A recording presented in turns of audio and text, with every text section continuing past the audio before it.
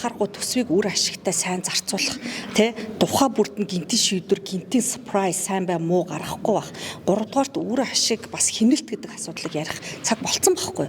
Хэмнэлттэй асуудал одоо бид нар жишээлбэл юун дээр асуудал тавигдах гэхээр яагаад маш үнэтэй одоо юу гэдэг олон улсын хурлаа бол яг олон улсын санхүүжилтээс орж ирж байгаа гэж тайлбарлаж байгаа боловч тэн чинь өөр юм зарцуулах боломжтой байхгүй. Яагаад Shangri-La, яагаад Blue Sky, яагаад том буудлууд дээр айгүй үнэтэй том хурлууд тэр нь одоо эрүүл мэндийн тухайч бай, тусламжигч бай, боловсролынч бай, үйл ажиллагааны тухай гараад байгаа юм бэ.